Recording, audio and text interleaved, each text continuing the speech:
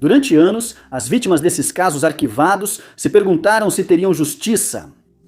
Mas em todos os casos, as autoridades continuaram analisando pistas e usando a tecnologia mais recente para finalmente solucionar os crimes. Elias Abu Elza, um homem acusado de ser um assassino em série, mudou-se para os Estados Unidos vindo de Israel com sua família quando ainda era criança. Quando adulto, trabalhou primeiro no Centro de Saúde Comportamental Piedmont, em Leesburg, Virgínia, como técnico em saúde mental. Depois, mudou-se para Michigan e trabalhou como balconista no Kingwater Market, em Beecher. Em pouco tempo, ele teve problemas legais ao ser acusado de servir álcool a quem não devia. Foi durante esse período, em 2010, que um homem de 59 anos foi atacado com uma lâmina, mas ninguém jamais suspeitou que Abu Elza estivesse envolvido no crime. Mas foi observado quando ele foi preso que morou em várias áreas, incluindo Bradenton, na Flórida, e Grand Blanc, em Michigan. Ele se casou com Jessica Hirt em 2004 e mais tarde revelaria que o casamento foi um erro, já que ela logo se viu sendo abusada emocionalmente pelo marido, que dizia amá-la. Eles se divorciaram em 2007 e logo depois ele encontrou outra esposa. E não se sabe muito sobre esse casamento, mas sabe-se que em 2010 Abu Elzam começou uma onda de crimes que deixaria sua família chocada. Por razões conhecidas apenas por ele, ele começou a dirigir sozinho pelas ruas de Leesburg à noite, procurando vítimas para atacar. Sua primeira vítima foi um dos vários homens magros atacados depois. Abu Elzam os abordou em maio daquele ano. Ele fingiu estar perdido e pediu informações, depois disso sacou uma lâmina afiada e feriu sua vítima no peito. A vítima descreveu seu Chevrolet Trailblazer verde e a busca pelo agressor começou. Nos 3 meses seguintes, vários outros homens de estatura semelhante sofreriam ataques similares. Acredita-se que ele também atacou um de seus amigos em Ramla, Israel, em 2010, enquanto visitava seu país natal. Mas essa denúncia não deu em nada, já que seu amigo decidiu não prestar queixa contra ele. Em 2010, a polícia anunciou que buscava um serial killer, suspeitando que o mesmo homem era responsável por vários ataques com armas brancas na região. Uma força-tarefa foi criada para investigar os casos, levando à descoberta de mais detalhes perturbadores. Em 9 de agosto, investigadores identificaram o mesmo homem como autor de 3 ataques a homens com martelo. As 3 vítimas conseguiram descrever o agressor e seu veículo, o mesmo que foi visto nas outras cenas de crime. Outro ataque com uma lâmina foi relatado no dia seguinte, e parecia que Abu Elzam não tinha intenção de parar. Ele foi parado em 5 de agosto e preso ao descobrirem um mandado de prisão por agressão. Ele foi solto sob fiança e tentou fugir para Israel, o que resultou em nova prisão. Ele voltou para Flint, Michigan, onde ficou em isolamento. A polícia temia pela vida dele, pois após atacar várias pessoas, se os crimes fossem divulgados aos outros detentos, era provável que se vingassem. Ele acabaria confessando seus crimes, incluindo um ataque a Jamie Lade em Leesburg em 2009, que custou a vida de Lade. Abu Elzam foi condenado à prisão perpétua, sem direito a condicional. Recentemente, uma forma inusitada de resolver casos arquivados surgiu em prisões pelo mundo. Soluções para antigos casos arquivados, difíceis de resolver pelas autoridades, foram parar em cartas de baralho. A ideia foi inspirada nas cartas de baralho de identificação de pessoas que foram usadas pelo governo em 2003 para identificar membros do governo de Saddam Hussein que eram procurados pelas autoridades. Isso inclui imprimir rostos e nomes das vítimas de crimes em casos arquivados. Esse jogo era usado para estimular a memória dos prisioneiros e, com sorte, gerar soluções ou pistas. As cartas, que normalmente exibiriam um rei, uma dama ou outro ícone, seriam substituídas por fotos das vítimas, uma breve descrição e seus nomes, além da recompensa oferecida. Havia vários baralhos desse tipo distribuídos por diversos estados, como Nova York, Idaho, Flórida, Colorado e Carolina do Sul. A intenção era que os detentos jogassem cartas e, enquanto jogavam, talvez reconhecessem informações ou imagens das vítimas exibidas. Com a recompensa, esperava-se que alguns detentos fossem úteis. Um exemplo de baralho distribuído era uma carta coringa, informando que denúncias seriam confidenciais, com um número adicionado abaixo. O cartão também dizia que não era necessário informar o nome. Vários casos foram resolvidos com o programa de cartas de casos arquivados, mas faltam dados nacionais para comprovar seu sucesso. Um desses casos ocorreu em 2007, quando um jogo de Go Fish foi introduzido em uma prisão da Flórida, o que incrivelmente levou a uma dica de um detento que realmente solucionou um caso arquivado que deixou os investigadores perplexos por 3 anos. Em abril de 2015, foi constatado que o Departamento de Investigação do Colorado havia recebido mais de 60 dicas de prisioneiros que usaram as cartas de casos arquivados. O Departamento de Correções, assim como o escritório do procurador-chefe do estado de Connecticut, introduziram um baralho apresentando 52 casos individuais e casos de pessoas desaparecidas em uma prisão, o que levou ao encerramento de 20 desses casos. No caso de Patricia Berry, mulher desaparecida, foi informado que houve uma prisão após a divulgação do caso em um jogo de cartas. Outra prisão foi documentada no caso de Tracy Brazel, outra mulher desaparecida. Susan Schwartz também teve seu caso solucionado pelos detentos. E junto com isso, outra pessoa foi localizada após ter desaparecido e muitas outras prisões foram feitas desde a introdução das cartas. Danny Daugherty, superintendente de detetives, afirmou que os detentos nas prisões geralmente conversam sobre seus crimes entre si. Com esses jogos de cartas e recompensas, eles podem lembrar de algo que outro detento disse e avisar as autoridades.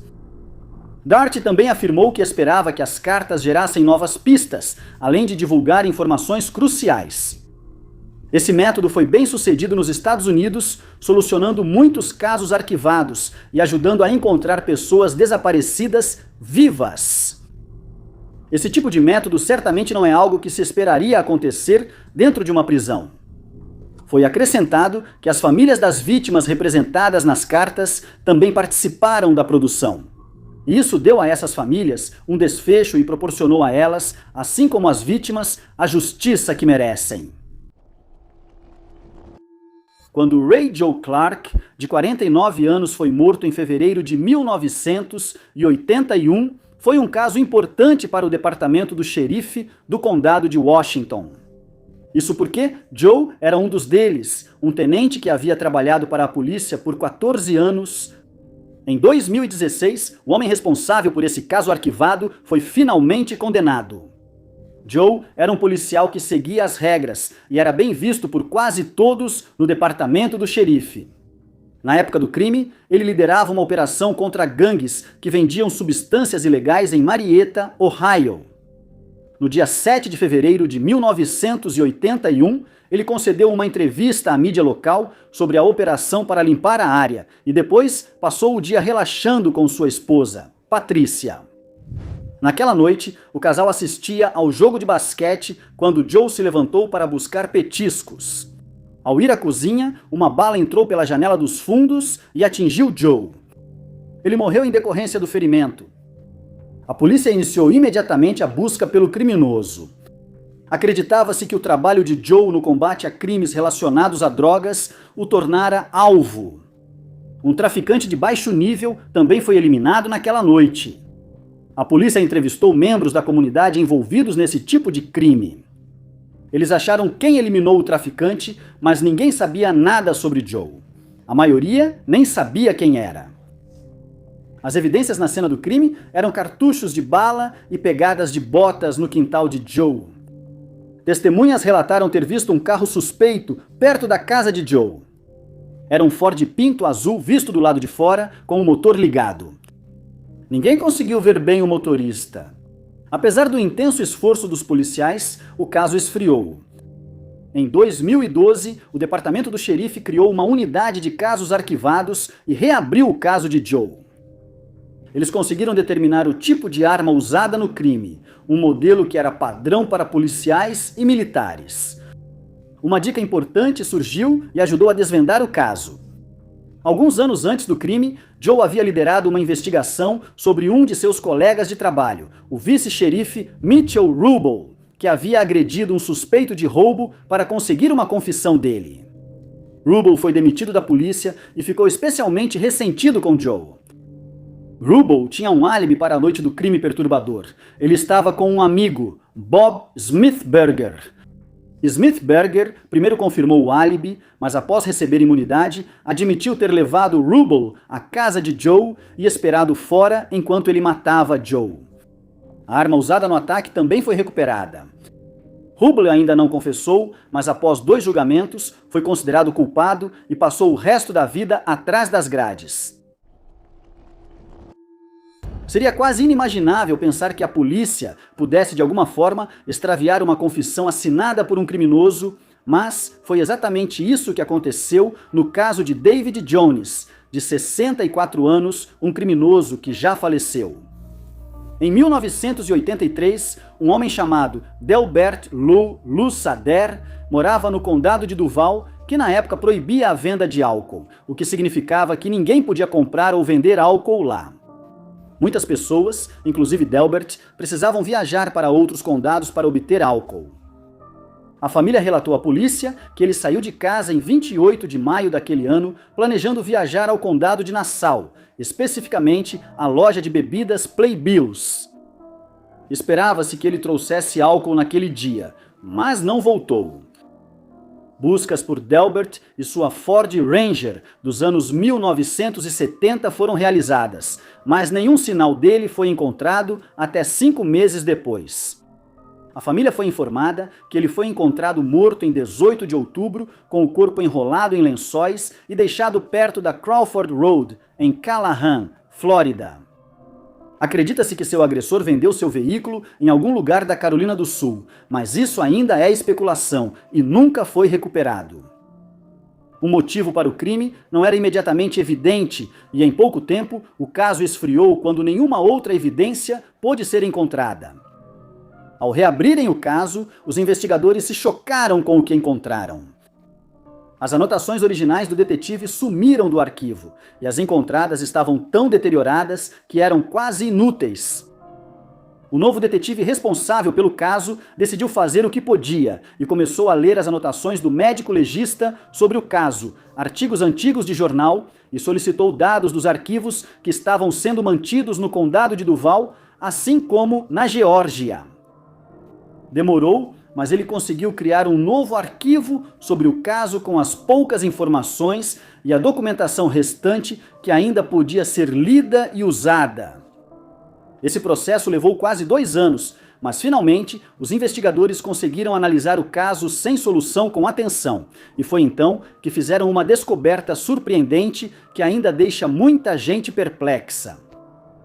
Durante visita ao escritório do legista, um detetive pediu o arquivo do caso Delbert e encontrou uma antiga entrevista com um suspeito identificado, David Wyatt Jones. Nas anotações, Jones admitiu ter estado com Delbert no dia em questão e que havia tirado a vida de Delbert com um cinto. Depois, ele abandonou o corpo de Delbert perto da rua Crawford, onde foi encontrado mais tarde. Quando confessou, Jones já estava na prisão por outros crimes. Em 1986, ele tirou a vida de um homem chamado Jasper Highsmith, e em 95, ele atacou e tirou a vida de Lori McRae, em Jacksonville. A polícia pediu que qualquer pessoa que tenha entes queridos desaparecidos entre 1975 e 1995 na região do condado de Nassau se apresente, pois suspeita-se que Jones possa ter tido muitas outras vítimas que ainda não foram identificadas. No dia 28 de abril de 1997, na África do Sul, o casal Celeste e Maureen Nurse teve uma filha. Celeste fez uma cesariana e estava em recuperação, e lembra que uma mulher vestida de enfermeira cuidou do bebê recém-nascido enquanto Celeste adormecia. Ao acordar, Celeste notou que o bebê recém-nascido e a enfermeira haviam sumido. O bebê recebeu o nome de Zephany e a polícia foi avisada na hora. Especulou-se que a mulher que levou o bebê havia fingido uma gravidez para fugir com ela. A confirmação veio depois com a descoberta de um travesseiro no túnel sob o hospital. Depois, descobriu-se que a enfermeira havia feito algumas visitas ao hospital, passou despercebida e até conversou com gestantes. Nos anos seguintes, a família se esforçou para manter o caso em destaque, esperando novas pistas. Comemoraram o aniversário de Zephany e deram entrevistas para várias emissoras de notícias. A família de Zephany acreditava que ela estava viva. Em 2009 pessoas foram condenadas por extorsão ao tentarem subornar enfermeiras por informações sobre o paradeiro de Zephany. Celeste e Maureen tiveram mais 3 filhos nos anos seguintes. Isso incluiu uma filha chamada Cassidy e 2 filhos, Joshua e Michael. Infelizmente, o casal se divorciou mais tarde devido à pressão do caso, e Cassidy sentiu que precisava manter toda a família unida quando tinha apenas 15 anos. Com Cassidy, o caso finalmente poderia ser resolvido de forma inesperada. Em janeiro de 2015, Cassidy começou a frequentar o ensino médio. Na escola, os amigos de Cassidy comentaram como ela e outra aluna se pareciam. Surpreendentemente, Zephany, que agora tinha 17 anos, estava frequentando a mesma escola, embora usasse um nome diferente. Os amigos comentavam como as duas eram parecidas. As 2 garotas decidiram se aproximar e se tornaram amigas. Em uma entrevista, Zephany afirmou que, quando viu Cassidy, sentiu instantaneamente uma conexão estranha e disse que isso provavelmente se devia à semelhança que elas tinham quando ela tinha 14 anos. Ao saber da notícia, o pai de Cassidy pediu que ela trouxesse a garota para conhecê-la. Ao se encontrarem, Maureen avisou a polícia. Uma investigação começou, e as pessoas que afirmavam ser pais de Zephany não conseguiram apresentar certidão de nascimento ou prova de serem seus pais biológicos.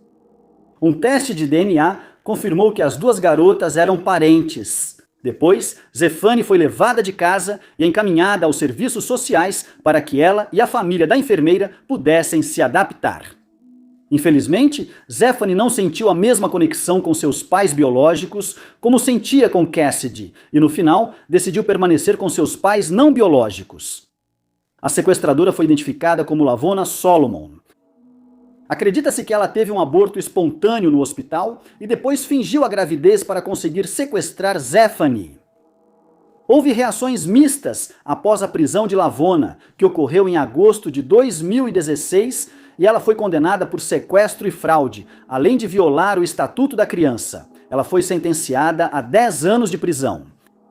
Michael, marido de Lavona, não foi condenado, pois não participou e, ao que tudo indica, não sabia do sequestro. Nesse período difícil, Zephany buscou apoio nele, pois era o único pai que conhecia. Durante as batalhas judiciais, Maureen e Celeste foram vistas como culpadas, não como vítimas pela perda da filha ao nascer. Maureen foi acusada de aproveitar a situação financeiramente. Os pais levariam 17 anos para conseguir justiça pelo desaparecimento da filha, mas a dor de não saber o que havia acontecido com ela foi substituída pela dor da rejeição, já que Zephany, compreensivelmente, escolheu a única família que conhecia em vez da biológica. Lisa Holstead foi vista com vida pela última vez nas primeiras horas da manhã de 12 de agosto de 1986. Ela e seu namorado John Sott estavam voltando para casa de uma reunião de família quando começaram a discutir e Lisa saiu do carro. Horas depois, o corpo dela foi encontrado.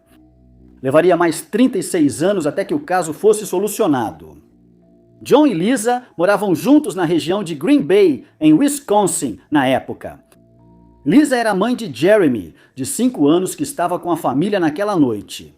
O jovem casal não tinha pressa de voltar para casa. Por volta de 2h30 da manhã, Lisa saiu do carro de John durante a discussão. Eles estavam a cerca de 1,5 km do apartamento, mas Lisa disse que iria caminhar. Lisa não voltou para casa, e ainda desaparecida na manhã seguinte, John avisou a mãe dela e registrou o sumiço.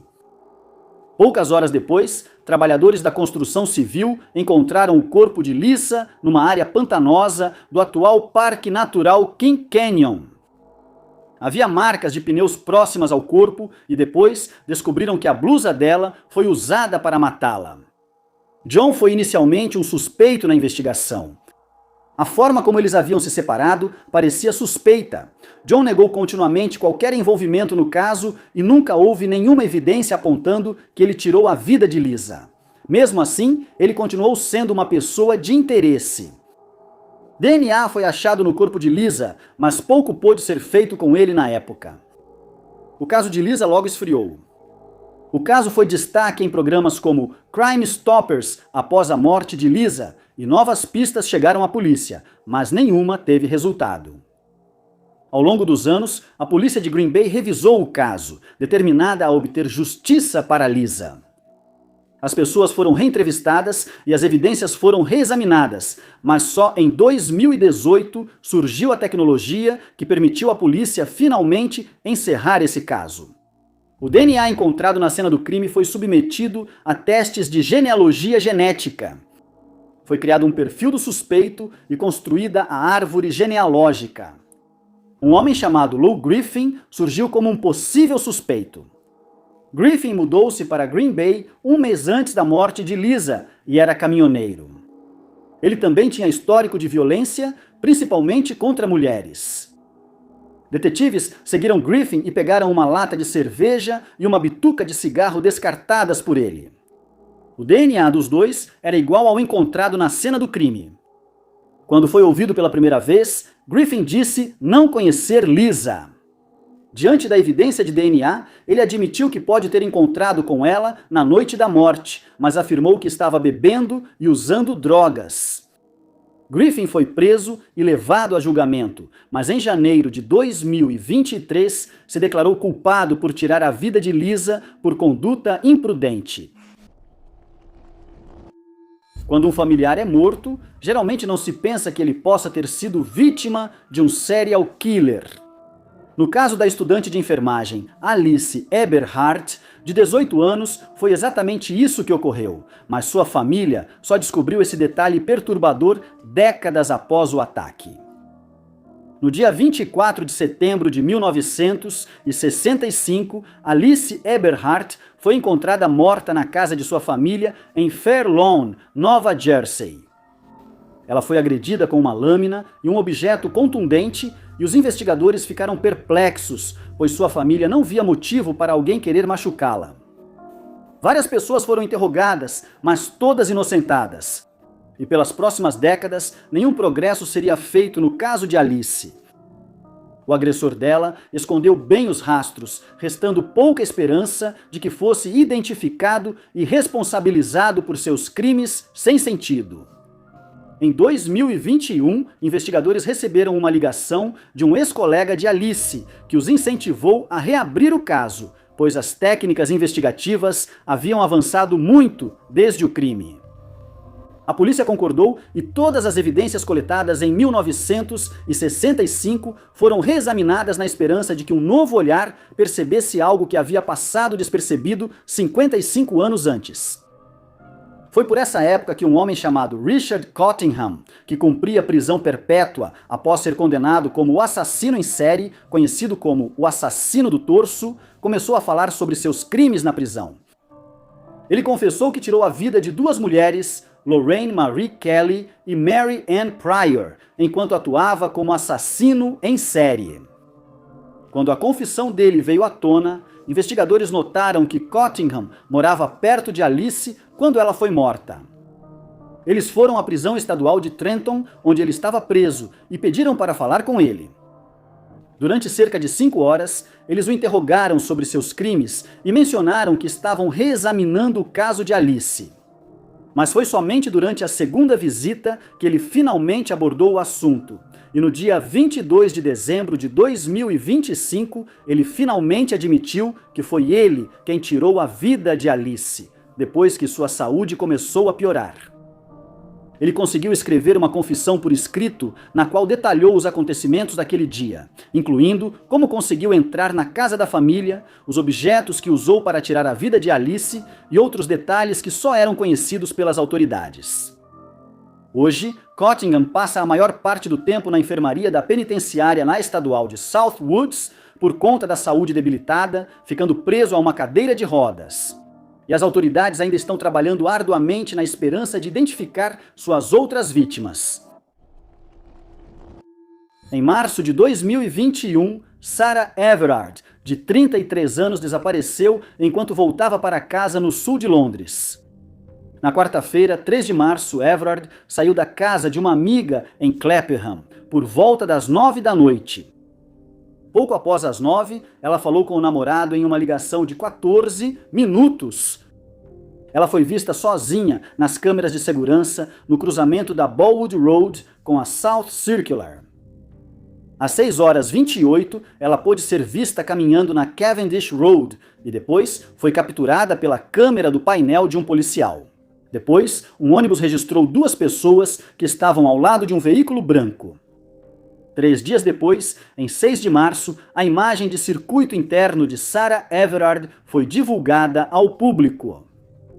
As autoridades afirmaram que ela havia atravessado Clapham Common e que a caminhada deveria ter levado cerca de 50 minutos.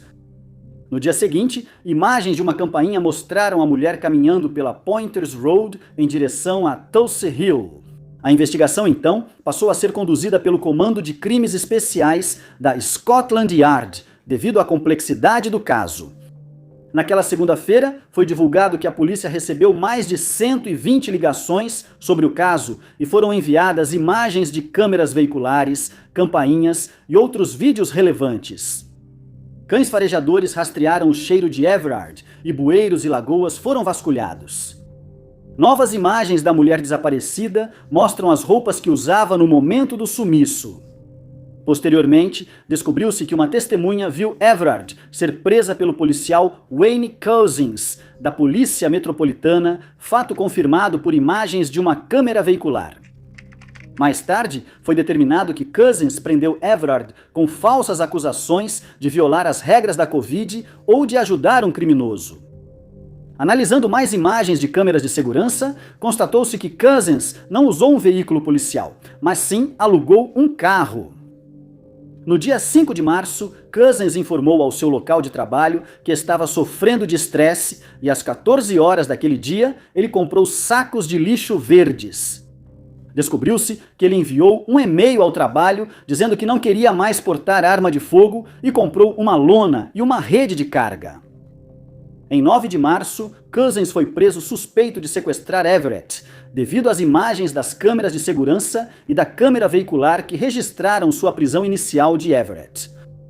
Uma investigação foi feita sobre o policial e foi descoberto que, em 2015, a polícia de Kent não investigou um incidente em que Cousins se expôs indecentemente em público. Em fevereiro de 2021, foi descoberto que ele estava ligado a mais 2 relatos de exposição indecente, que também não foram investigados pelas autoridades. No dia 3 de março, às 11h38, Cousins conseguiu colocar Everard em seu carro, onde então a levou para uma área rural e tirou sua vida. Nas primeiras horas da manhã, Everard foi colocada no carro do próprio Cousins. Às 3h21 da manhã, o carro pôde ser visto em outra câmera de segurança nas proximidades de Holdeswood. Aqui o corpo de Everard foi encontrado depois. Ele esteve no local 2 vezes e saiu antes do amanhecer. Às 8h30, o carro alugado já tinha sido devolvido. Everard só foi dada como desaparecida em 4 de março por seu namorado Josh Love. Em 8 de março, Cousins deveria voltar ao trabalho, mas ligou dizendo que estava doente. No dia seguinte, todos os dados foram apagados do celular dele. Já era tarde, pois imagens de câmeras, campainhas e dashcams já haviam incriminado Cousins o suficiente. Em 9 de março, Cousins foi preso e o corpo de Everard encontrado em uma propriedade dele. Em 12 de março, o acusado foi indiciado e se declarou culpado de homicídio. Em 30 de setembro, ele foi condenado à prisão perpétua sem liberdade condicional. Sem as muitas testemunhas, imagens de câmeras de segurança, câmeras veiculares e vídeos de campainhas com câmera, Couzan talvez nunca tivesse sido pego e Everard não seria encontrada.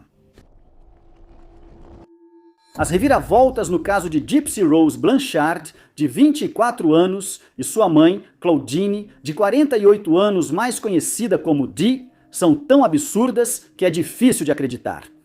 Até investigadores experientes ficaram chocados com os detalhes do caso. Desde jovem, Claudine era vista como problemática e foi flagrada roubando várias vezes.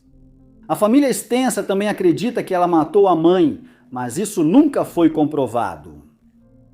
Sua madrasta, Laura, acrescentou que Claudine a envenenou com herbicidas em uma ocasião e esse incidente a deixou incapaz de andar por quase 9 meses. Ela acabou engravidando quando tinha 24 anos e deu à luz Gypsy Rose. Durante a infância de Gypsy Rose, Claudine afirmava que ela tinha várias doenças. No começo, ela dizia que sua filha tinha apneia do sono, mas com o passar dos anos, sugeriu doenças mais graves, como distrofia muscular, epilepsia e câncer. Mas os médicos nunca acharam sinais desses problemas. Embora os médicos soubessem que aquilo não era verdade, Gypsy Rose acreditava na mãe e logo se convenceu de que precisava de muitos cuidados, já que a mãe a persuadiu a começar a usar uma cadeira de rodas, caso tivesse uma convulsão ou outro tipo de emergência médica. Alguns médicos parecem ter sido enganados por Claudine, pois Gypsy recebeu prescrição para sonda de alimentação e máquina de respiração para a apneia do sono. Ela também recebeu vários outros tipos de medicação e em mais de uma ocasião passou por cirurgias que não precisava. Quando os médicos não achavam nada errado com Gypsy Rose, Claudine os convencia do contrário, alegando experiência como auxiliar de enfermagem e conhecimento dos sintomas. Ela sempre dizia que sua filha era tudo para ela e jamais mentiria sobre a saúde dela. Além disso, mãe e filha pareciam felizes juntas, e ninguém suspeitava que algo sinistro ocorria.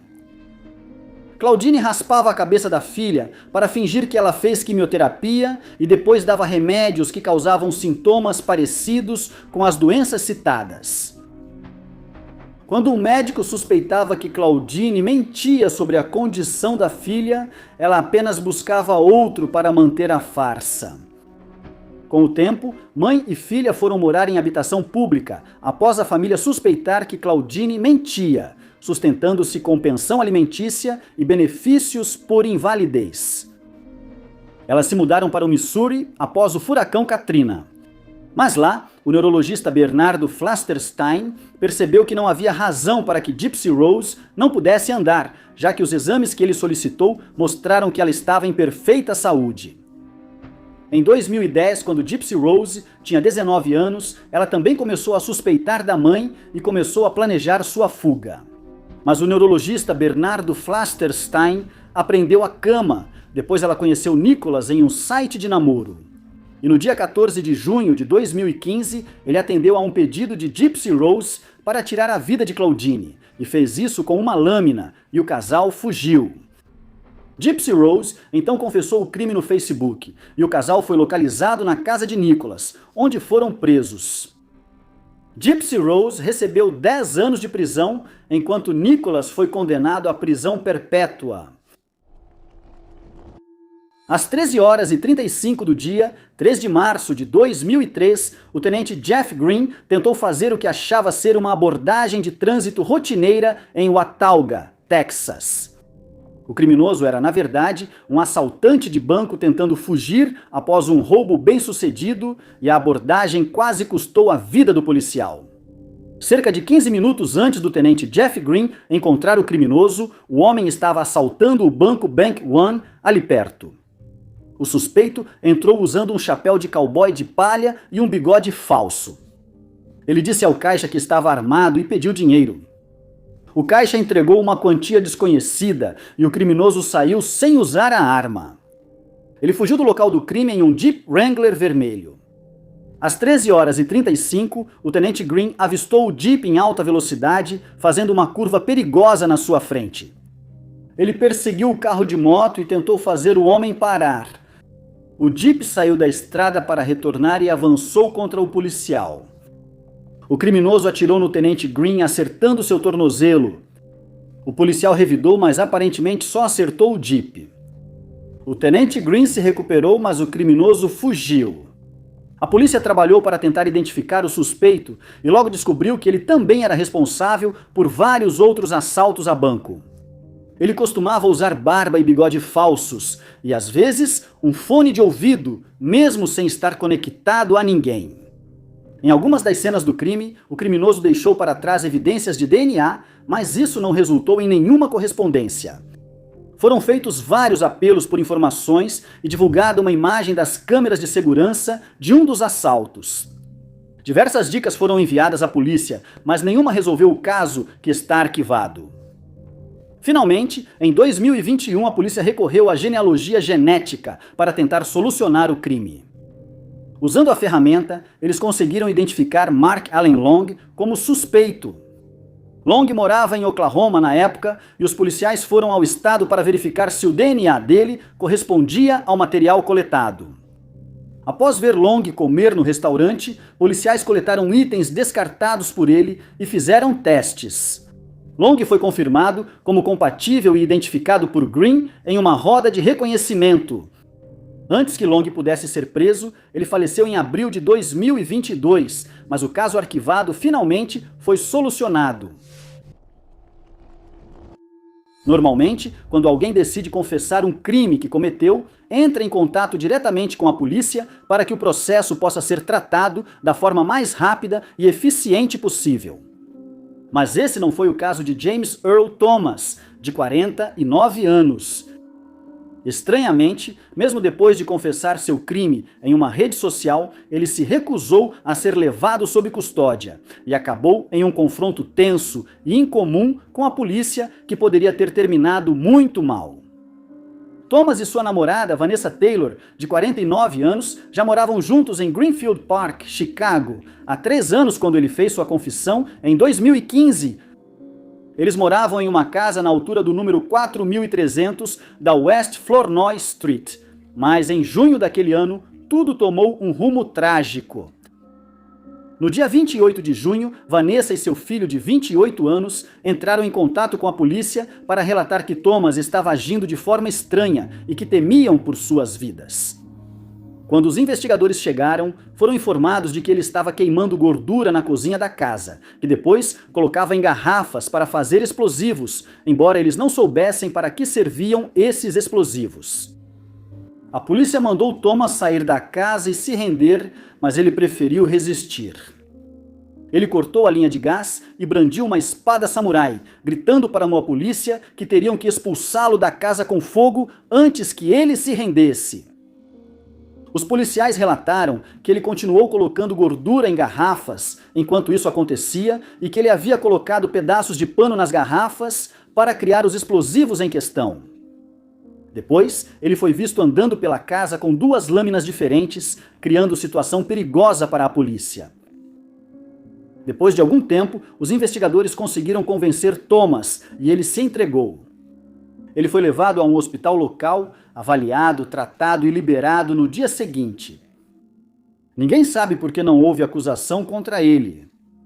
Apenas alguns dias depois, em 2 de julho, Thomas fez uma confissão surpreendente no Facebook.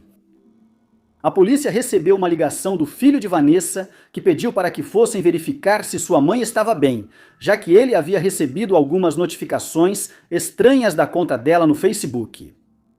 Em uma postagem, Thomas disse que sua namorada Vanessa era da máfia e tentava matá-lo, então ele acabou com a vida dela. Quando chegaram à casa às 2 da manhã, a polícia viu Thomas inclinado em uma das janelas e ele insistia que Vanessa estava fora. Depois, disse ter tomado veneno 3 vezes naquele dia e pediu aos policiais que atirassem nele para acabar com sua vida. A casa foi invadida e encontraram Thomas lá dentro com uma lâmina. Ele foi contido com um taser e preso, mas Vanessa já estava morta. Ela foi encontrada morta após estrangulamento com fio elétrico. Thomas foi levado para o Hospital Loreto, onde mais uma vez confessou seu crime, mas não conseguiu fornecer um motivo para a polícia. O ataque que tirou a vida de Paul Eichmann em 1985 permaneceu sem solução por quase tanto tempo quanto o florista viveu. 35 anos após seu corpo ser encontrado em uma estrada isolada, evidências de DNA na cena do crime finalmente revelaram o responsável. Paul era um florista de 35 anos e imitador de mulheres que morava em Oklahoma City na época do crime. Segundo um amigo, ele era homossexual e às vezes encontrava homens em áreas de descanso. Ele também pegava caroneiros de vez em quando. Parecia que um desses encontros casuais havia levado a um fim terrível quando o corpo de Paul foi encontrado em 18 de setembro de 1985. Paul estava dirigindo para casa vindo de um clube em Tulsa, que fica perto dali, mas nunca chegou em casa. Seu corpo foi deixado perto de um posto de descanso na rodovia. Ele apresentava vários ferimentos de objeto cortante. A polícia encontrou bitucas de cigarro perto do corpo de Paul. O carro dele também foi encontrado nas proximidades e uma impressão digital latente foi encontrada na maçaneta da porta. Sem suspeitos ou correspondências nas evidências, o caso esfriou. Ao longo dos anos, a família de Paulo continuou buscando respostas. O caso arquivado dele foi um dos 52 apresentados em um baralho distribuído nas prisões, na esperança de que algum dos detentos reconhecesse o caso e fornecesse respostas. Um detento possuía informações que poderiam resolver o caso, mas não se apresentou voluntariamente. Em 2020, os detetives que revisavam o caso arquivado consultaram o CODIS, o Sistema Combinado de Índices de DNA do FBI, e descobriram uma correspondência. 4 anos antes, em 2016, um homem chamado Earl Wesley Wilson foi condenado a 5 anos de prisão por um crime diferente. Ele precisou fornecer DNA e digitais. Ambos corresponderiam às evidências da cena do crime. Quando foi entrevistado, Wilson afirmou nunca ter conhecido Paulo e não soube explicar por que suas impressões digitais estavam na porta do carro de Paulo. Mas a verdade acabou vindo à tona. A ex-esposa de Wilson disse aos investigadores que o buscou em um posto de gasolina no dia do crime. Ele ligou de um McDonald's perto da área de descanso e pediu para ser buscado. Quando ela chegou, Wilson já tinha saído, mas depois ligou do posto de gasolina. Ele disse que conseguiu uma carona com alguém, mas o motorista fez uma investida em Wilson e ele não gostou. Então Wilson o atacou. Ele admitiu não saber se o homem ainda vivia. Wilson acabou confessando ter tirado a vida de Paulo e foi condenado a 20 anos de prisão. Quando Tony Peralta, de 37 anos, decidiu confessar um crime que cometeu em 2008, ele disse à polícia que não era porque estava gravemente doente ou porque achava que acabaria sendo pego, mas porque não conseguia viver com a culpa do que fez ao seu ex-proprietário, William Blodgett.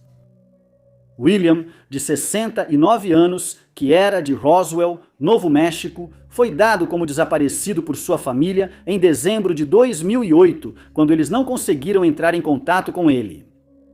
Sua namorada disse que o viu pela última vez na véspera de Natal, deixando sua família preocupada com seu bem-estar. Após 10 dias sem notícias, seu filho Greg procurou a polícia e registrou um boletim de desaparecimento. As buscas começaram em 9 de janeiro de 2009, mas sem informações sobre quais eram os planos de Williams e para onde ele poderia ter desaparecido, o caso acabou esfriando. Diversos foram entrevistados, incluindo Tony, inquilino de Williams. Por um tempo, ele foi suspeito, mas como não encontraram provas de envolvimento no desaparecimento de Williams, nunca foi acusado. Nenhum outro suspeito jamais foi identificado, e parecia que o caso de Williams nunca seria resolvido. Mas, para a surpresa da polícia, Tony decidiu fazer a coisa certa ao confessar que ele realmente era o responsável. No dia 1º de maio de 2023, ele ligou para o 911 e disse à atendente que precisava falar com a polícia o mais rápido possível. Ele informou sua localização e quando a polícia chegou, ele estava sentado na calçada em frente a um supermercado, suando e fumando um cigarro para tentar controlar os nervos. Ele sabia que assim que contasse aos investigadores o que havia feito, iria para a prisão por muito tempo, mas sua consciência não o deixava guardar o segredo que o assombrava há 15 anos. Durante o interrogatório, ele confessou ter matado William com uma chave de fenda e concordou em levar os policiais até o local onde havia escondido o corpo. Ele chegou até a agradecer por terem o prendido e, finalmente, pôde enfrentar as consequências de suas ações. 6 anos após um assalto a uma joalheria, a polícia desvendou um caso sem solução usando evidências de 2 furtos anteriores. O assalto aconteceu na joalheria Thomas Jewelers, em Shepperton, no dia 27 de fevereiro de 2010. No meio da noite, alguém invadiu a loja em Victoria, Austrália, pelo telhado. Uma corda foi usada para descer o ladrão até dentro da loja e também para facilitar sua fuga depois. O dono da loja chegou naquela manhã e descobriu que mais de $192 mil em joias haviam sumido. Não havia imagens de câmeras de segurança e a polícia ficou sem pistas. O caso ficou sem solução por um tempo. Em 2014 surgiu a primeira grande pista no caso. Por razões não divulgadas, a polícia conectou o crime a outros 2 roubos que haviam ocorrido 5 anos antes. Em março de 2005, um ladrão invadiu um canteiro de obras em Shepperton. Cerca de $600 em dinheiro e ferramentas foram roubados. Durante o roubo, o ladrão quebrou a máquina de venda automática e pegou uma lata de Coca-Cola. Após beber o refrigerante, ele abandonou a lata e fugiu com o dinheiro. No mês seguinte, ocorreu outro arrombamento, desta vez em uma loja de ferragens. Dessa vez, o ladrão se arranhou em uma cerca, deixando para trás evidências de DNA. O DNA confirmou em ambos os casos a conexão entre eles. Em 2014, a polícia ligou o caso ao assalto à joalheria. No entanto, a conexão não resolveu o caso imediatamente. O DNA não correspondia a nada no banco de dados. A polícia só podia esperar que o criminoso atacasse novamente e fosse pego em flagrante. Em 2016, a polícia descobriu que isso já havia acontecido. Na mesma época em que os 3 casos foram ligados, Alex William Laycock, de 30 anos, foi condenado à prisão por assalto à mão armada a um banco. Ele forneceu uma amostra de DNA como parte da sentença. Demorou um tempo para a amostra ser enviada, mas em 2016 a polícia já havia conectado ele aos 3 casos não solucionados. Nesse ponto, Laycock já havia sido solto da prisão e tinha mudado de vida. Ele roubou para sustentar o vício em drogas e conseguiu se recuperar.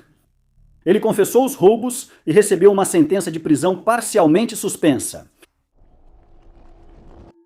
Por volta das 8 horas da manhã do dia 2 de junho de 2012, Scott Fenner entrou em contato com a polícia para relatar que havia encontrado sua esposa, Debbie, morta em sua casa, localizada na altura do número 2800 da South Wagner Road, em Lodge Township, Michigan.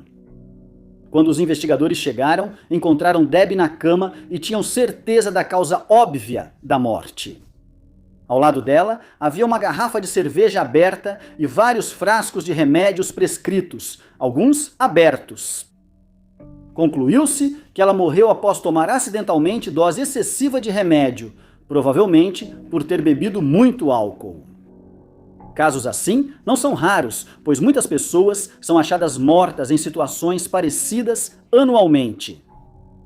Quando alguém que depende de medicação controlada bebe demais, pode facilmente esquecer se já tomou o remédio e acabar tomando uma dose excessiva, o que pode ser fatal.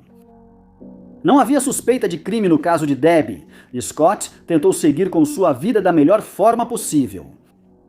Mais tarde, descobriu-se que ele não conseguiu porque começou a beber e usar drogas ilegais. Em pouco tempo, a vida dele começou a desmoronar, não por causa da perda que ele sofreu, mas por causa de sua própria culpa. 11 anos após a morte de Debbie, Scott procurou a polícia para esclarecer os fatos. Para surpresa deles, ele foi até a delegacia de Green Oak Township em julho de 2023 e lá fez uma confissão surpreendente. Scott afirmou que, em 2012, Debbie estava sofrendo de vários problemas mentais e físicos que estavam afetando muito sua saúde, e Scott sentiu que precisava fazer algo a respeito. Ele e Debbie já haviam conversado sobre o fato de que a vida dela era um sofrimento e que provavelmente ela iria falecer em breve, mas Scott decidiu tomar uma atitude por conta própria. Naquela manhã, ele fez um plano para pôr fim ao sofrimento da esposa. Ele admitiu ter pesquisado e decidido usar gás hélio para tirar a vida dela. Naquela noite, ele estava pronto para executar seu plano, já com todos os suprimentos necessários. Ele entrou no quarto onde Debbie dormia, por volta das 2h30, ele amarrou um saco plástico na cabeça dela. Depois, ele usou um pequeno tubo de borracha para injetar hélio no saco, sabendo que isso expulsaria o oxigênio dos pulmões dela sem dor. Scott acrescentou que havia sido diagnosticado com uma doença terminal e que precisava confessar antes de falecer. Ele foi acusado de não comunicar uma morte e condenado a 1 dia de prisão, além de uma multa de $1.500. No final de setembro de 2016, Barbara Briley, de 71 anos, e sua bisneta de 5 anos, Lamira, estavam em uma viagem de carro de Nova Jersey para a Carolina do Norte para visitar familiares durante as festas de Natal. As estradas estavam cobertas de gelo e Bárbara teve que fazer a maior parte da viagem durante a noite. Durante a viagem, câmeras de segurança flagraram o momento em que elas entraram em um posto de gasolina sábado, às 17h40. Também registrou elas saindo pouco antes das 18h. Houve um erro na viagem e Bárbara entrou em uma estrada pequena no condado de Dinwiddie, Virgínia. Ela continuou por essa estrada até passar por cima de uma pequena árvore, o que fez com que seu carro ficasse preso. Eles optaram por esperar outro carro passar para pedir ajuda, pois estava muito frio para saírem em busca de socorro. Horas se passaram e ninguém veio resgatá-los. Eles estavam presos a cerca de 1,5 km de uma estrada asfaltada, sem saber disso na época. Dias se passaram e ambos seguiam presos no carro. Felizmente, havia garrafas no carro para os dois derreterem neve e obterem água. Eles também tinham alguns lanches com eles, mas agora esses já tinham acabado. Bárbara começou a ficar muito cansada devido à falta de comida e ao frio. A família na Carolina do Norte ficou preocupada quando os dois não apareceram e comunicou o desaparecimento deles. Equipes de busca foram organizadas para procurar por qualquer acidente e helicópteros sobrevoaram a área em busca da dupla desaparecida. Em certo momento, um helicóptero sobrevoou a área onde eles estavam, mas a mata densa impedia a visão do que havia abaixo. As autoridades analisaram as imagens das câmeras de segurança do posto, que mostraram a direção deles, mas ninguém esperava que Bárbara desviasse da rota e pegasse uma estrada desconhecida. 4 dias após o desaparecimento inicial, o dono de uma propriedade próxima encontrou o veículo e achou Bárbara inconsciente, com Lamira perfeitamente bem, ambas sentadas encostadas em uma árvore. Foi descoberto que Lamira alimentou e manteve sua bisavó aquecida enquanto estavam desaparecidas. Embora 4 dias não pareça muito, no meio do inverno foi crucial tanto para uma menina quanto para uma senhora idosa. Bárbara foi transportada de helicóptero para o Centro Médico VCU em Richmond, onde ficou em estado grave. Uma investigação foi realizada para determinar o que havia acontecido. Bárbara saiu da estrada de terra para o bosque, passou sobre uma pequena árvore e ficou presa. Ao tentar dar ré, atolar ainda mais o veículo. O veículo em que estavam foi achado estacionado a 2,4 quilômetros da estrada principal e a 14 metros da estrada de terra. A idosa e sua bisneta foram encontradas a 45 metros de distância. O sargento Steve Vick, da Polícia Estadual da Virgínia, disse que parece que as duas sobreviveram com suco, maçãs e outros itens. Ele disse que elas comeram e beberam todos os dias em que ficaram isoladas. Parece que ambas foram milagrosamente encontradas a tempo. Caso contrário, Bárbara talvez não se recuperasse totalmente. As duas parentes parecem ter salvado uma a outra. Suspeita-se que Bárbara estava alimentando a jovem Lamira enquanto ela lentamente perdia energia ao longo dos 4 dias. E foi nesse momento que a menina possivelmente entrou em ação e manteve a idosa aquecida e segura até que finalmente foram resgatadas por pura sorte. Se o dono da propriedade não tivesse saído e encontrado o veículo, talvez as duas não estivessem vivas hoje. Bárbara se recuperou totalmente e Lamira, ilesa, voltou para a família após avaliação médica. A família não sabe por que Bárbara entrou naquela estrada desconhecida, pois ela já havia feito aquele trajeto várias vezes ao longo de muitos anos. Eles disseram que ela não tem condição médica conhecida. Em novembro de 1946, os moradores de Londres, Inglaterra, foram avisados para ficarem atentos, pois a polícia começou a suspeitar que um serial killer estava agindo na cidade. Isso ocorreu após cerca de 4 mulheres, todas profissionais do sexo, serem mortas por um agressor desconhecido.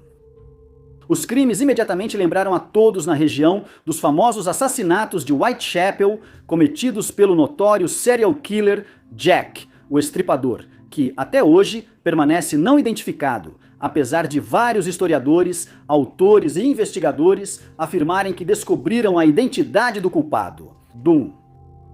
Jornais noticiaram que um agressor, apelidado de Jack de Soho, estaria rondando Londres à noite, e rumores de novos ataques começaram a circular. Margaret Cook, de 26 anos, foi encontrada morta do lado de fora de uma boate na cidade após ser atacada com uma arma de fogo, e uma investigação foi aberta imediatamente. Descobriu-se que Margaret cresceu em Bradford e na época morava a uma curta distância de Soho, uma das piores áreas de Londres naquele período.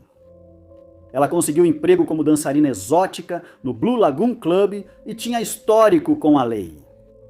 Ainda jovem, ela foi presa e enviada para uma instituição para menores, e já adulta, tinha o hábito de usar vários nomes falsos, o que tornou a investigação do seu caso ainda mais complicada. A polícia sabia que o Blue Lagoon não era apenas uma boate, mas também funcionava como um bordel onde várias mulheres trabalhavam. O motivo do ataque seguia incerto, mas foi relatado que Margaret morreu em um corredor entre o reservatório do clube e a porta da frente. Um ex-policial relatou que viu um homem e uma mulher discutindo do lado de fora do clube e que em determinado momento ela gritou que ele estava com uma arma de fogo. Quando o ex-policial se aproximou, foi mandado cuidar da própria vida e obedeceu por medo de agressão. Poucos instantes depois, ele ouviu um disparo de arma de fogo e, ao se virar, conseguiu ver o agressor fugindo pela rua. Várias pessoas testemunharam o ataque e 3 transeuntes tentaram deter o agressor, mas ele fugiu para a multidão e sumiu antes que pudessem alcançá-lo.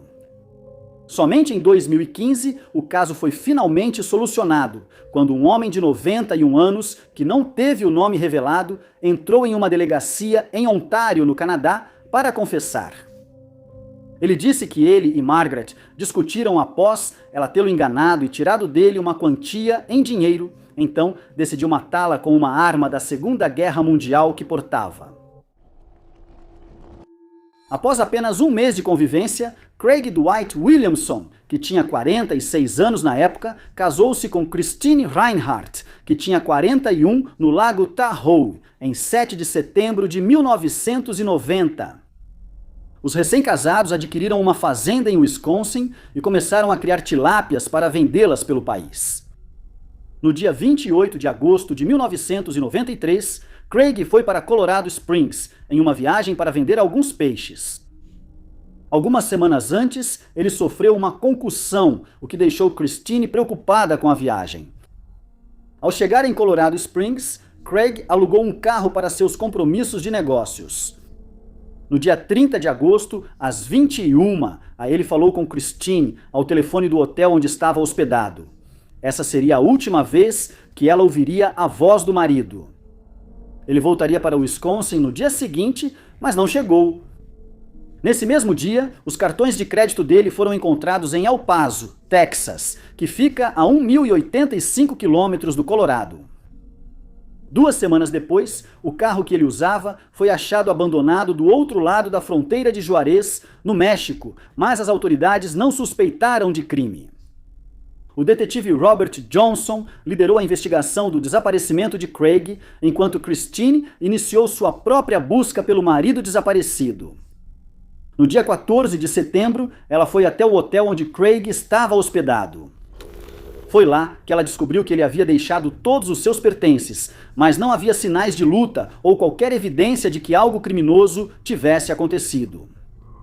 Embora não houvesse evidências de que algo ruim tivesse acontecido com Craig, Christine ainda acreditava que ele havia sido atacado depois de ter se perdido em uma área desconhecida devido à concussão que sofreu semanas antes.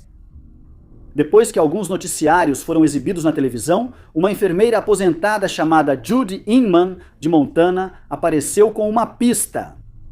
Judy estava fazendo a viagem de trem de Montana para Washington, 2 semanas após o desaparecimento inicial de Craig. Ela se lembrou que, no trem, havia um homem que ficava divagando sobre aquários e dizia que os peixes vinham de fora dos Estados Unidos. Judy, enfermeira experiente, deduziu que o homem tinha uma lesão na cabeça. Após ouvir isso, Christine passou a acreditar que o homem era seu marido, indo a Washington, onde se conheceram originalmente. Pelas próximas 6 semanas, Christine faria uma busca incansável, parando em cada local onde o trem havia parado quando Judy e Craig estavam a bordo. Judy e Christine se reuniram para falar sobre o ocorrido e descrever o homem. A descrição era de alguém parecido com Craig. O filho dele também colocou cartazes de desaparecido, mas sem sucesso. Durante esse tempo, Christine ainda acreditava que seu marido desaparecido estava vivo. A história se tornou popular quando foi ao ar no Mistérios Não Resolvidos em 25 de maio de 1994. Isso, porém, não levou a nenhuma pista até que foi transmitido uma segunda vez, o que de fato levou à solução do caso. Em julho de 1995, quando esse episódio foi reprisado, Craig teve a sorte de assisti-lo e se reconheceu.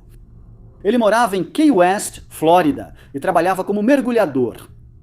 Ele contou que, em Colorado Springs, foi assaltado e desenvolveu amnésia, agravada por uma lesão na cabeça sofrida semanas antes da viagem. Craig não lembrava muito do assalto e acordou no hospital pensando que se chamava Ron. Craig disse que depois vagou por Key West até conseguir emprego de mergulhador. Mais tarde, procurou Christine e sua ex-esposa. Seu gerente, Bob Mee, afirmou que ele contava a história de como foi assaltado para qualquer um que quisesse ouvir. Infelizmente, o há muito desaparecido Craig Williamson não lembrava da esposa ou da família, mas reencontrou Christine em poucos dias. O casal viajou para Colorado Springs, tentando ajudar Craig a recuperar a memória, mas foi inútil. Como ele não lembrava da vida com Christine, decidiram se divorciar e seguir caminhos separados, mas continuaram amigos. Craig foi para a Califórnia com amigos e Christine iniciou nova vida em Wyoming. Os investigadores do caso não acreditam totalmente nas alegações de Craig e suspeitam que ele simulou o ato para recomeçar a vida. Apesar disso, Craig Williamson solucionou seu desaparecimento com a divulgação de sua história na TV. Ninguém esperava que ele se reencontrasse e voltasse para a família, especialmente após anos desaparecido. Levou 44 anos para que o caso envolvendo Susan Marcia Rose, de 24 anos, finalmente fosse resolvido. Não devido ao esforço da polícia, mas graças à confissão do agressor que decidiu contar a verdade. Em 1979, Susan Rose morava em Boston e pouco antes do Halloween daquele ano, decidiu sair para uma pista de patinação na cidade para passar um tempo com seus amigos. Lá, testemunhas disseram que ela conheceu um homem desconhecido e começaram a conversar. Eles foram para um lugar onde pudessem ficar sozinhos e, após uma curta caminhada da pista de patinação, entraram em um prédio em reforma. Testemunhas viram eles entrarem no prédio, mas não sabiam o que ocorreu segundos depois. Assim que entraram, o homem pegou um martelo que havia sido deixado por um dos operários da construção e o usou para atacar Susan, tirando sua vida no processo. Ele sabia que o prédio estaria vazio à noite, então não se preocupava em ser pego. Ao acordar na manhã seguinte, ele entrou em pânico, sabendo que a polícia procuraria o agressor de Susan. Então ele decidiu arrumar suas coisas e fugir para Nova York. Enquanto isso, a investigação sobre o ataque havia começado e um suspeito foi identificado. Um homem cujo nome não foi divulgado foi preso e acusado de tirar a vida de Susan. Após 2 anos preso por um crime que não cometeu, ele foi absolvido em 1981, enquanto o verdadeiro culpado seguia livre. Uma autópsia confirmou que Susan foi atacada com um objeto pesado e contundente, já que ela sofreu danos cerebrais e várias fraturas que tiraram sua vida. Amostras de DNA foram coletadas na cena do crime, mas como a tecnologia era incipiente na época, pouco ajudaram a polícia. Ao investigar a vida de Susan, descobriram que ela se mudou de Boston para Johnstown, Pensilvânia, e se estabeleceu em um apartamento perto da pista de patinação, onde conheceu seu agressor. Sem mais suspeitos identificados e sem mais pistas a seguir, a polícia não pôde fazer mais nada para resolver o caso. E depois que o suspeito inicial foi isentado de qualquer culpa, o caso esfriou. Pelos próximos 44 anos, ninguém apareceu com nenhuma informação adicional. E o agressor de Susan aparentemente escapou impune. Mas isso mudou em setembro de 2023, quando um homem de 68 anos, chamado John Ermer, decidiu confessar. Ele entrou em um escritório do FBI, no Oregon, e disse que precisava confessar um crime que havia cometido há muito tempo. Ele fez uma confissão completa e descreveu o crime daquela noite antes de ser levado sob custódia. A polícia mais tarde afirmou que também estava considerando a possibilidade de Ermer ter tirado a vida de outra pessoa, mas se recusou a comentar sobre esse caso, já que a investigação ainda estava em andamento. Ermer foi levado de volta ao Oregon para julgamento, mas a promotoria notou seu histórico criminal. Ele já havia sido condenado a 30 anos de prisão por outro homicídio. Ermer ainda não foi sentenciado, pois seu julgamento continua, mas é certo que ficará preso por muitos anos. Dizem que nunca se deve fazer negócios com um membro da família ou um bom amigo, já que há uma grande chance de que o relacionamento fique sob pressão e acabe se desfazendo. Isso pode ser verdade, mas o caso envolvendo 2 irmãos gêmeos idênticos, Carl Smith e Kevin Duggar, é um exemplo do tipo de traição de um membro da família que a maioria de nós consideraria impensável. Quando crianças, os gêmeos eram tão parecidos que nem os pais os distinguiam e se divertiam enganando amigos trocando de roupas. Eles eram muito próximos e dividiam tudo, até os sanduíches que a mãe fazia para o lanche da escola diariamente. Na verdade, anos depois, quando um dos irmãos via uma foto, ele não conseguia dizer se era ele ou o irmão na imagem. Mas as vidas deles mudariam para sempre em março de 2023, quando um homem sacou uma arma de fogo perto do cruzamento da Sheridan Road com a Argyle Street, no bairro de Uptown, em Chicago, e abriu fogo contra um grupo de 3 pessoas. Uma das balas atingiu um homem chamado Antoine Carter e tirou sua vida, enquanto outro homem, Ronnie Bolden, ficou ferido. Ele foi levado rapidamente a um hospital próximo, recebeu tratamento e se recuperou totalmente. O agressor fugiu da área imediatamente após disparar a arma de fogo, e a polícia só podia se basear nos depoimentos das testemunhas e na descrição do culpado. Depois que Bolden se recuperou o suficiente, foram mostradas a ele várias fotos de suspeitos no caso, e conseguiu identificar Carl como o homem que atirou nele. Curiosamente, a foto de Kevin não foi incluída na linha de reconhecimento, e após Carl ser apontado, a polícia não tentou interrogar Kevin como suspeito. Kevin foi localizado e, apesar de declarar sua inocência, recebeu uma sentença de 54 anos de prisão. Durante o encarceramento, ele recorreu várias vezes, mas sem sucesso, já que a polícia tinha certeza de ter capturado o homem certo. Kevin e Carl não se veriam pelos próximos 38 anos, enquanto Kevin cumpria sua sentença.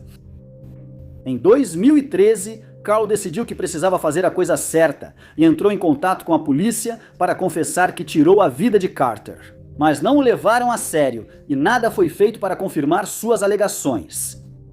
Só em 2016 é que ele seria ouvido quando Carl depôs no tribunal para confessar diante de um júri. Ele também estava preso na época por envolvimento em invasão domiciliar que resultou em morte, recebendo pena de 99 anos. Apesar da confissão completa, a promotoria desconfiou das motivações de Carl. Disseram que ele já passaria a vida toda na prisão, então não tinha nada a perder. Suspeitavam que ele confessou apenas para livrar o irmão da prisão e que o verdadeiro culpado fosse Kevin. Seja como for, a confissão de Carl foi finalmente aceita em 2022 e ele pôde sair em liberdade para recomeçar sua vida. Muito obrigado por assistirem. Se você gostou deste vídeo, não se esqueça de clicar no botão de curtir. Não se esqueça de se inscrever e ativar o sininho para acompanhar nossos vídeos. Sou Top 5 Unknowns e nos vemos no próximo vídeo.